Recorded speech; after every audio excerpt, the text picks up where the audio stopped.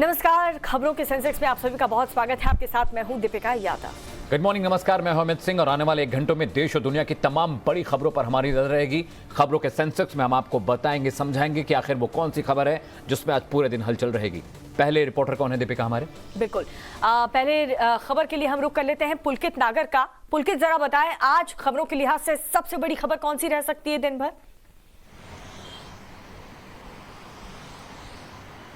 देखिए, आज सबसे बड़ी खबर स्कूलों से जुड़ी हुई है। दिल्ली के जो 19 महीने बाद खुल रहे हैं, ये बहुत बड़ी बात है। उसकी वजह यह है कि कोरोना के दौरान नर्सरी से लेकर 8वीं तक की क्लासों को कभी भी इजाजत नहीं दी गई खुलने की, लेकिन आज वो दिन है जब 19 महीने बाद फिर से स्कूलों को खोला जा रहा है। डीडीएमए की जो गाइडलाइन है, उन्हीं के तहत तमाम स्कूल उसका पालन करते हुए अपने खोलेंगे। लेकिन अभी भी ये बात सामने आ रही है कि बहुत सारे प्राइवेट स्कूल हैं जो इसके लिए तैयार नहीं है, और यही वजह है कि दीपावली के बाद में प्राइवेट स्कूलों में बहुत बड़ी संख्या जो है वो बच्चों को बुलाने के लिए तैयार है। लेकिन सरकारी स्कूल और कुछ प्राइवेट स्कूल आज से खुल गए हैं, यानी कि नर्सरी से लेकर 8वीं तक के बच्चे अब स्कूल में जा सकेंगे। और ये सबसे बड़ी बात इसलिए हो जाती है कि 19 महीने बाद दिन आया है जब दिल्ली में दोबारा से स्कूल खुले हैं। जी, सबसे बड़ी बात यह है पुलकित कि स्कूल खुल गए हैं, लेकिन बच्चे जो हैं वो छोटे हैं, नर्सरी से 8वीं तक के बच्चे हैं। ये कैसे इंश्योर होगा कि जो कोविड के प्रोटोकॉल हैं वो फॉलो हो रहे हैं ठीक से, सैनिटाइजेशन वक्त पे हो रहा है, ठीक से हो रहा है? क्योंकि पेरेंट्स को सबसे अधिक चिंता इसी बात की सताएगी।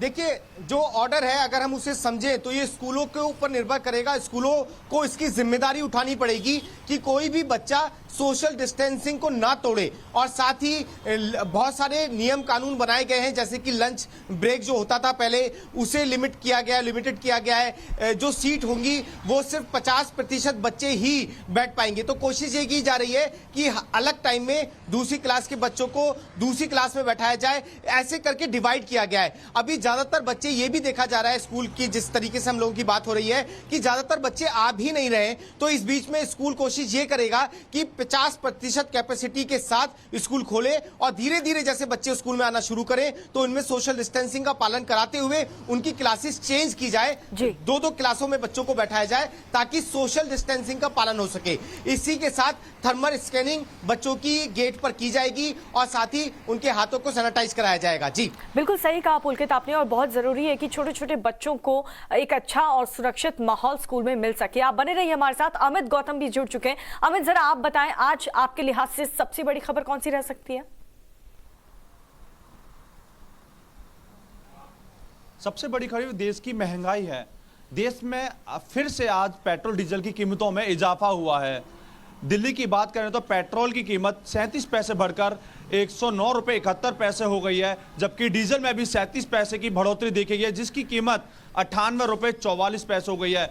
लगातार बढ़ती महंगाई को देख के लोग काफ़ी परेशान हैं, और ऐसा नहीं है कि ये आज ही बढ़ी है, वो डेली दिन प्रतिदिन पैसे की बढ़ोतरी लगातार होती जा रही है। कल 35 पैसे बढ़ी थी, परसों 35 पैसे, यानी कि डेली लगातार पैसे की बढ़ोतरी पेट्रोल की डीजल की कीमतों में लगातार इजाफा हो रहा है। अब 1 महीने की बात करें तो 1 महीने के अंतराल में पेट्रोल करीब 7 रुपये 82 पैसे बढ़ चुका है, और जबकि डीजल 80 रुपये 20 पैसे की बढ़ोतरी हो गई है। देखिए, लोग यहाँ पर मेरे साथ मौजूद हैं। सर, आप ये बताइए कि लगातार पेट्रोल डीजल की कीमत बढ़ रही है, आज 37 पैसे बढ़ चुका है, आपके घर के बजट में कितना असर पड़ा है? बहुत फर्क पड़ा है, बहुत। और लगातार वो भी हो रहा है कि रसोई गैस भी बढ़ी है, सब्जी फल सब हो रहे हैं इस पर।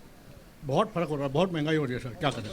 देखिए, हम और किसी लोगों से भी जानेंगे। जी सर, आप ये बताइए कि लगातार पेट्रोल की कीमत बढ़ रही है, आज 37 पैसे बढ़ा है, डीजल भी काफ़ी बढ़ चुका है। इधर रसोई गैस की बात करें या फल सब्जी की बढ़े, देश में महंगाई लगातार बढ़ रही है, किस तरीके से आप देखते हैं? बहुत ज़्यादा बढ़ रही है जी, बहुत ज़्यादा बढ़ रही है। तो आप लगातार परेशान हैं।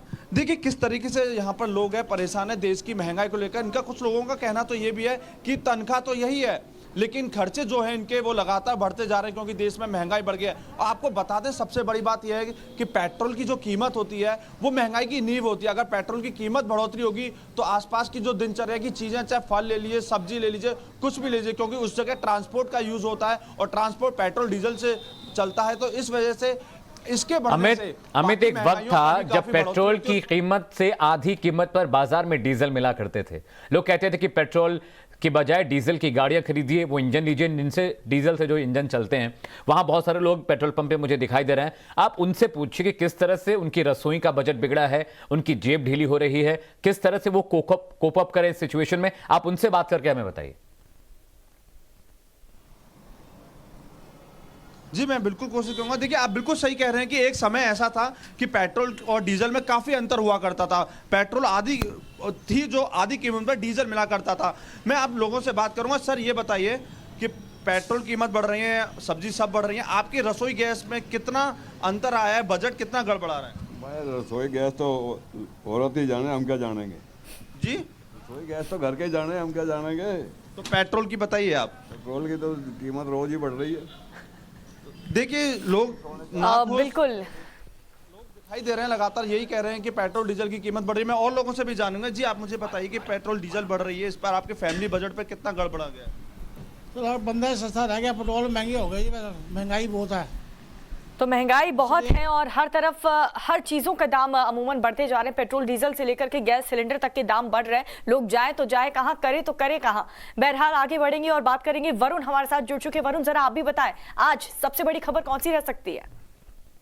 जी बिल्कुल, देखिए जिस हिसाब से अब हम देख रहे हैं बाजारों में जो भीड़ है, दिवाली नजदीक है, दिवाली से पहले जो 2-3 दिन है, उस समय उस दौरान बाजारों में इस वक्त जिस तरह की भीड़ देखी जा रही है, वो एक तरीके से आप अच्छा साइन तो मानिए कि 2020 में जिस तरह का माहौल था, देश त्योहार नहीं मना पा रहा था, लेकिन इस वक्त उस भीड़ को ये ख्याल रखना होगा कि अभी भी वो कोविड वायरस कहीं नहीं गया है, वो वायरस अभी भी हमारे बीच में है। उन प्रोटोकॉल्स को फॉलो करना इस वक्त बेहद ज्यादा जरूरी है, जो बहुत सी जगहों पर, चाहे हम दिल्ली की बात करें, लखनऊ की बात करें, मुंबई की बात करें, नहीं फॉलो हो रही हैं। और ये एक बहुत बड़ी गलती हो सकती है। लगातार सरकार इसमें कोशिश कर रही है कि वो गाइडलाइंस फॉलो की जाए, त्योहार में किसी को समस्या भी ना हो, लेकिन उसके साथ साथ इन प्रोटोकॉल्स को फॉलो करना बहुत जरूरी है। अगर ऐसा नहीं होता है तो एक वो जो तीसरी लहर की हम बात करते हैं वो आ सकती है। एक्सपर्ट्स का लगातार कहना है कि ये जो 10 दिन है आने वाले अगले 1 नवंबर से लेकर 10 नवंबर तक, वो 10 दिन बहुत महत्वपूर्ण है कि तीसरी लहर आएगी या नहीं आएगी, या फिर वो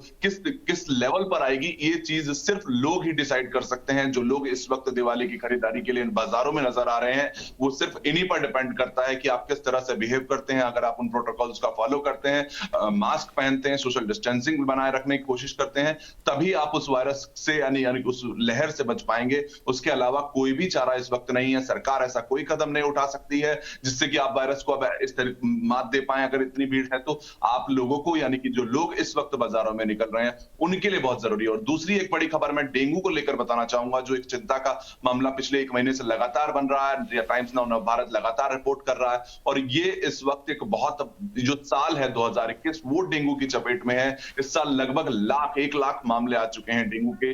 जो एक हर 3 साल में एक लहर आती थी, वो लहर इस साल 2021 में डेंगू की आई है। एक्सपर्ट्स का मानना है कि अभी भी जो लगातार मामले हैं वो सामने आ रहे हैं। हम पंजाब की बात करें, राजस्थान की बात करें, उत्तर प्रदेश की, और यहां तक कि देश की राजधानी दिल्ली की बात करें, तो जो इस वक्त डेंगू के मामले हैं वो बहुत ही ज्यादा डराने वाले हैं। दिल्ली में कोविड के मामले अब कम हो चुके हैं और डेंगू के मामले दिन में हम देखें तो ज्यादा आ रहे हैं। 25 अक्टूबर के आसपास 280 मामले आए हमको एक हफ्ते में। जो जितने कोविड के मामले थे उस दुगने मामले डेंगू के आए हैं। तो डेंगू इस वक्त एक बहुत चिंता का इस वक्त बहुत बड़ा मुद्दा है। लगातार जो हेल्थ मिनिस्ट्री है वो अपनी तरफ से गाइडलाइंस पहुंचाने की कोशिश कर रही है, लेकिन अभी भी इसको काबू में नहीं पाया गया है और लोगों को इस चीज को लेकर ख्याल रखना होगा। इसके लेकर और वरुण, जिस तरह की तस्वीरें बाजारों से देखने को मिल रही हैं वो बहुत डरावनी है, क्योंकि लोगों को जरा भी इस बात का ख्याल नहीं है कि कोविड अभी खत्म नहीं हुआ है, खतरा अभी बाकी है। इस खबर पर आप नजर बना के रखिएगा। आपके पास दोबारा हम लौटेंगे अपडेट के लिए। चलिए पुलकित का रुख एक बार और करते हैं। मेरे सहयोगी पुलकित नागर जुड़ रहे हैं। पुलकित, आज की दूसरी बड़ी खबर कौन सी आपके पास, जो खबरों के सेंसेक्स के लिहाज से बेहद जरूरी है जानना? देखिए दूसरी खबर चुनावों से जुड़ी हुई है। गोवा के विधानसभा चुनाव नजदीक हैं और दिल्ली के मुख्यमंत्री अरविंद केजरीवाल लगातार उन राज्यों का दौरा कर रहे हैं जहां पर आम आदमी पार्टी को चुनाव लड़ना है। आज उनका 1 दिन का दौरा गोवा के अंदर है और इससे पहले वो 2 बार गोवा जाकर 2 मुद्दों पर चर्चा कर चुके हैं, जिसमें बेरोजगारी और बिजली से जुड़ा हुआ मुद्दा था। आज वो तीसरी बार गोवा गए हुए हैं। वहां पर बहुत सारे लोगों को आम आदमी पार्टी अपनी पार्टी में जोड़ने वाली है और साथ ही इस जुड़ाव के बाद में मुख्यमंत्री अरविंद केजरीवाल पीसी करेंगे और ये साफ करेंगे कि आने वाले विधानसभा चुनावों को लेकर उनकी क्या तैयारी होगी और किन किन मुद्दों को वो और गोवा में उठाने वाले हैं। जी बिल्कुल पुलकित, आप बने रहिए हमारे साथ। रुख करेंगे नीलाशीष चौधरी का। नीलाशीष, जरा बताएं आज सबसे बड़ी खबर कौन सी रह सकती है आपके लिहाज से?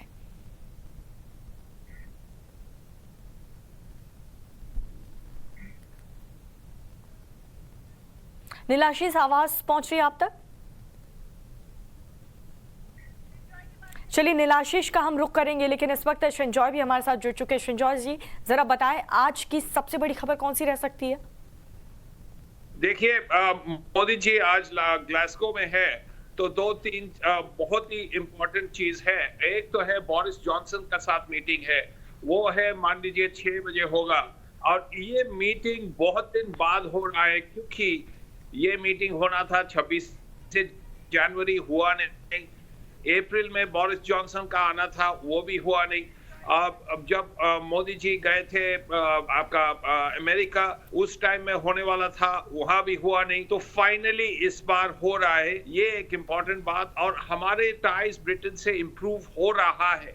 अभी ये इम्प्रूव करने के लिए ये बहुत ही जरूरी मीटिंग है। ये छोटा मीटिंग होगा, मान लीजिए 20 मिनट तो टाइम दिया है, उसके बाद देखने पड़ेगा। उसके बाद ही कॉप का मीटिंग है, और कॉप का मीटिंग में जो जरूरी है वो है भारत का पोजीशन, थर्ड वर्ल्ड का पोजीशन, डेवलपिंग कंट्री का पोजीशन। देखिए, ये जो ग्रीन हाउस इफेक्ट का प्रॉब्लम है, ये प्रॉब्लम कौन किया है? ये प्रॉब्लम किया है डेवलप करने के लिए डेवलप्ड कंट्रीज। तो डेवलप कंट्रीज ये प्रॉब्लम किया है, डेवलप कंट्रीज ये प्रॉब्लम सॉल्व करेंगे। भारत दो चीज कहेंगे, एक तो है टेक्नोलॉजी। आप प्रॉब्लम बना के रखे हैं, आप प्रॉब्लम सॉल्व कीजिए। और ये प्रॉब्लम सॉल्व करने के लिए जो टेक्नोलॉजी चाहिए है वो भारत का चाहिए फ्रॉम डेवलप्ड कंट्रीज। खाली भारत का नहीं, सब डेवलपिंग कंट्रीज का ये चीज चाहिए। सेकंड बात है फाइनेंस। ये पैसे चाहिए, ये टाइम के लिए, टेक्नोलॉजी के लिए, फाइनेंशियल स्ट्रेंथ के लिए। ये लो इंटरेस्ट में फाइनेंस चाहिए, ये वर्ल्ड बैंक से चाहिए, IMF से चाहिए, डेवलप कंट्रीज से चाहिए। एक ग्रीन फंड होना चाहिए। ये 2-3 चीज आज बात करेंगे प्राइम मिनिस्टर। अब देखने पड़ेगा क्या रिएक्शन हो। संजॉय, बहुत ज़रूरी है दौरा भी और बहुत ज़रूरी है मुलाकातें भी हैं। नेफ्ताली बेनेट से भी मुलाकात होनी, बोरिस जॉनसन ने वक्त दिया ही है। इस मीटिंग को आप किस नज़रिए से अहम और इम्पोर्टेंट समझते हैं? देखिए, ये जो बोरिस जॉनसन का मीटिंग है वो उतना बड़ा मीटिंग नहीं है, वो 20 मिनट का है। और जो मैं कह रहा था, बोरिस जॉनसन का साथ मीटिंग हो ही नहीं रहा था पूरा साल। 26 जनवरी बोरिस जॉनसन का आना था, आए नहीं कोविड के लिए। अप्रैल में बोरिस जॉनसन का आना था, आए नहीं कोविड के लिए। अमेरिका में मीटिंग होना था, वो क्वाड के टाइम में, वहां हुआ नहीं। तो इस बार तो फाइनली हो रहा है। और भारत और ब्रिटेन के लिए बहुत प्रॉब्लम है। एक मान लीजिए ये वीजा का एक दिक्कत हो रहा है, और दोनों देश का ये दिक्कत सॉल्व करना है। और दूसरा भी इश्यूज है, एक तो है इंडो पैसिफिक के बारे कुछ बातचीत भी होना है, इस बारे कुछ आगे मुद्दा बड़ा है। तो ये सब लेके बात होगा। देखिए, ऑफिशियली टाइम तो दिए हैं 20 मिनट, उससे ज्यादा बड़े या टाइम एक्सटेंड हो, वो देखने पड़ेगा क्या होगा। अब बिल्कुल संजॉय, अगर बात करें क्लाइमेट चेंज को लेकर के, तो ये भी काफी बड़ा एक मसला है, क्योंकि जिस तरीके से तापमान में इजाफा हो रहा है, इस पर भी चर्चा होना बहुत जरूरी हो जाता है। संजॉय, हाँ, जरूरी है, ये तो मैं कह रहा था। देखिए, बात है भारत जो कहेंगे ये प्रॉब्लम कौन किया है? ये प्रॉब्लम डेवलप्ड कंट्रीज किया है। डेवलप्ड होने के लिए ये आपका बना है 1840 साल से। तो मान लीजिए 170 साल से इन लोग डेवलप किए हैं और ग्रीन हाउस गैस एटमॉस्फेयर में डाले हैं। तो ये दिक्कत कौन किया है? ये प्रॉब्लम्स किया है आपका डेवलप कंट्रीज। प्रॉब्लम सॉल्व कौन करेगा? Develop countries. भारत का क्या जरूरी है? देखिए, भारत का डेवलप होना चाहिए। भारत को डेवलप होने के लिए क्या चाहिए? ये फाइनेंस चाहिए at low cost, at low interest. ये बहुत जरूरी भी है क्योंकि क्लाइमेट चेंज पे जो बैठक हो रही है, देखिए दुनिया में 3 बड़े मुल्क हैं, चाइना, अमेरिका और भारत, और ये तीनों ही मुल्क सबसे ज्यादा कार्बन एमिशन करते हैं। और ग्रीन गैसेस का जो बैलेंस जब बिगड़ता है तो सूखा पड़ता है, तूफान आता है, बेमौसम बारिश होती है। तो जो ये 3 बड़े मुल्क हैं, ये इस तरह की प्राकृतिक आपदाओं के शिकार सबसे ज्यादा रहे हैं। और भारत में पिछले 1 साल से जिस तरह की आपदाएं आई हैं वो बेहद डराने और चिंताजनक है। और शायद यही बात थी, यही वजह थी कि प्रधानमंत्री नरेंद्र मोदी ने एक पूरे प्लान के तहत क्लाइमेट चेंज पर बैठक करने की सोची। और ये 26वां सम्मेलन है। सबसे पहला जो सम्मेलन, जो पहली बैठक वो बर्लिन में हुई थी, तब से लगातार यूनाइटेड नेशन के जो मेंबर्स हैं वो इस पे हर साल बैठक करते हैं, क्योंकि दुनिया के हर मुल्क, दीपिका, कहीं ना कहीं ग्रीन हाउस इफेक्ट में गैसेस के इफेक्ट की जो इंबैलेंस है उसके शिकार हैं। तूफान है, सूखा है, हर देश इससे पीड़ित है। बिल्कुल सही कहा आपने। और साथ ही दर्शकों को ये भी बताते चले अमित कि क्या है आखिर COP26। पहली मीटिंग 1995 में बर्लिन में हुई थी और अब देखिए एक बार फिर से ये मीटिंग हो रही है जिस पर कई अहम मसलों पर चर्चा होने वाली है। 26वां सम्मेलन, इसलिए COP26 नाम इसका पड़ा हुआ है। क्लाइमेट चेंज को लेकर के यहाँ पर बातचीत होने वाली है, क्योंकि पर्यावरण पर आज सबसे बड़ी ये पंचायत इसे हम कहेंगे। और सबसे ज्यादा कार्बन उत्सर्जन करने वाले देश में भारत तीसरे नंबर पर है, जिसकी हिस्सेदारी 7% है, जबकि रूस और जापान कम कार्बन एमिशन करते हैं। क्योंकि देखिए जो डेवलपिंग कंट्रीज हैं या डेवलप कंट्रीज हैं दीपिका, सबसे अधिक दिक्कत कार्बन एमिशन की वही, क्योंकि उनके पास कारखाने बहुत सारे हैं, इंडस्ट्री बहुत हैवी है। इस वजह से वो तरक्की तो कर रहे हैं, उनकी आर्थिक स्थिति बेहतर तो हो रही है, लेकिन कहीं ना कहीं वो पर्यावरण को नुकसान भी कर रहे हैं। बिल्कुल। और इसी परेशानी पर भी चर्चा होनी बहुत जरूरी है कि आखिर क्या कुछ नुकसान हो रहा है। टेक्नोलॉजी बढ़ रही है, विकास बहुत ज्यादा बढ़ रहा है, सब चीजें हो रही है, लेकिन इसके उलट इसके साइड इफेक्ट्स क्या है, इसके डिसएडवांटेजेस क्या है, इस पर भी चर्चा होना बहुत जरूरी है, क्योंकि सीधा असर पर्यावरण पर हो रहा है और ऐसे में आने वाले दिनों में और भी ज्यादा परेशानी बढ़ सकती है। और अहम चीज़ ये है कि पर्यावरण मंत्री भूपेंद्र यादव भी क्लाइमेट चेंज पर होने वाली इस बैठक का हिस्सा होंगे। वो भी अपने तरीके से भारत का पक्ष रखेंगे, क्योंकि सबसे बड़ा मोटिव यही है कि किस तरह से कार्बन एमिशन की जो मात्रा है उसको कम किया जाए। क्योंकि जब तक कार्बन एमिशन कम नहीं होगा, पर्यावरण दुरुस्त नहीं होगा। और अगर पर्यावरण दुरुस्त नहीं होता है, जो नेचुरल कैलेमिटीज़ हैं, जो प्राकृतिक आपदाएं हैं, हर देश, हर मुल्क उनका शिकार होता रहेगा। और बर्लिन में जब पहली बार ये बैठक हुई तो उसमें सभी देशों ने ये एक तरह से कसम ली थी कि कुछ भी करेंगे, हम ग्रीन हाउसेस के गैसेस के जो इफेक्ट है उनको कंट्रोल में लाएंगे, कार्बन एमिशन को कंट्रोल में लाएंगे। और डेवलपिंग कंट्रीज के लिए सबसे बड़ी चुनौती यही है कि किस तरह से कार्बन एमिशन को कम किया जाए। ग्लासगो में जब प्रधानमंत्री नरेंद्र मोदी इस मसले पर बातचीत करेंगे तो उनका फोकस इसी बात पे होगा कि इंडस्ट्री तो आए, तरक्की हो, देश आगे बढ़े, लेकिन किसी भी तरह से कार्बन एमिशन गैसों की जो मात्रा है उसको कम किया जाए। बिल्कुल, चलिए रुक करते हैं, आगे बढ़ेंगे, बात करेंगे। आदर्श हमारे साथ जुड़ चुके हैं। आदर्श, जरा आप भी बताएं, आज आपके हिसाब से सबसे बड़ी खबर कौन सी रह सकती है खबरों के सेंसेक्स में?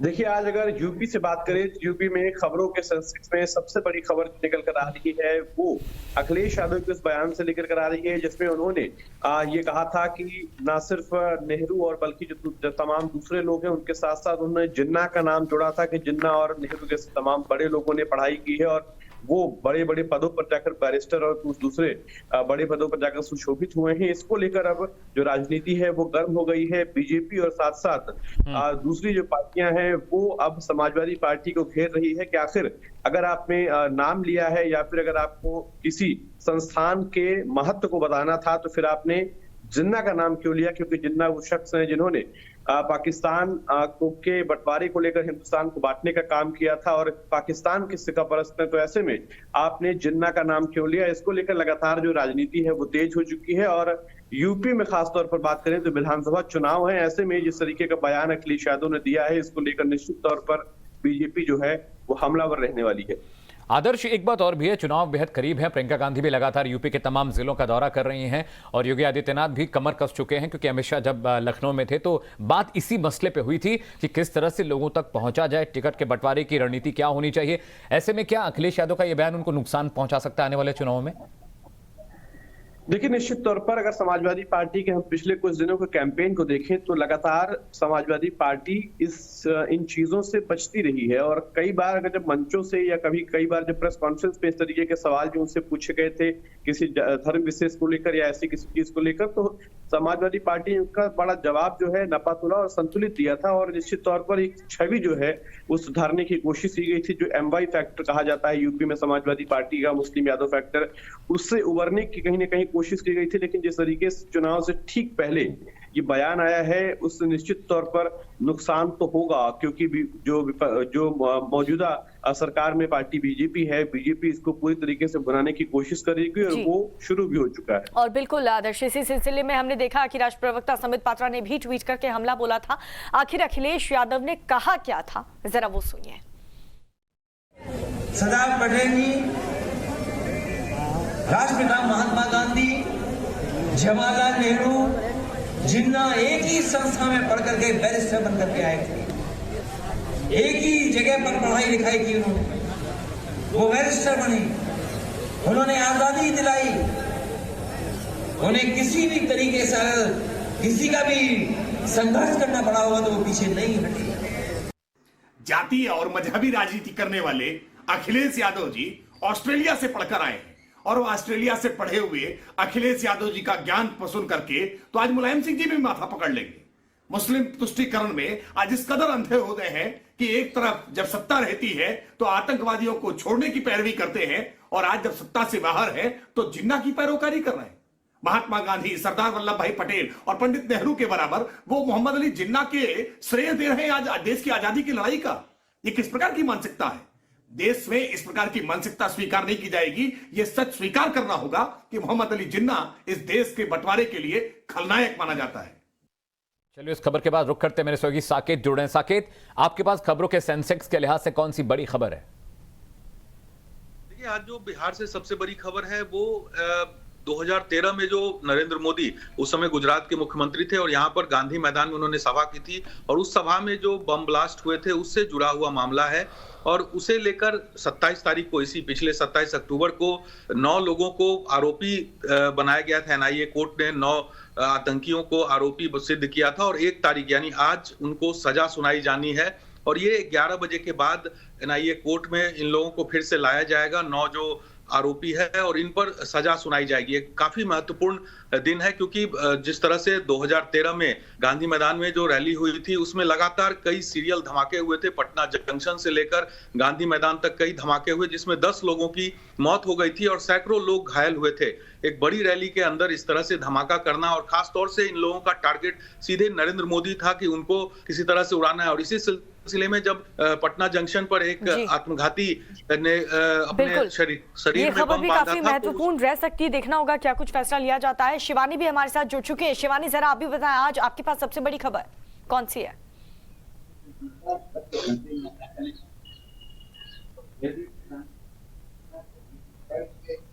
शिवानी, अगर आप तक आवाज पहुंच रही है तो आप जरूर बताएं आज की सबसे बड़ी खबर कौन सी हो सकती है? चलिए, इन तमाम बड़ी खबरों को हमने आपको दिखाया, डिस्कस किया कि कौन कौन सी आज बड़ी खबरें जो पूरे दिन रहने वाली हैं सुर्खियों में। अब आपको फटाफट सेंसेक्स मीटर दीपिका दिखा देते हैं कौन सी खबरों का कौन सा क्रम है। बिल्कुल, ये सेंसेक्स मीटर आपके सामने है। सबसे पहले दिल्ली में एक बार फिर से स्कूल खुल रहे हैं। तमाम गाइडलाइंस का पालन करते हुए ये स्कूल खोला जा रहा है। साथ ही पेट्रोल डीजल के दाम एक बार फिर से बढ़ रहे हैं, यानी कि त्योहारी सीजन में किस तरीके की महंगाई की मार।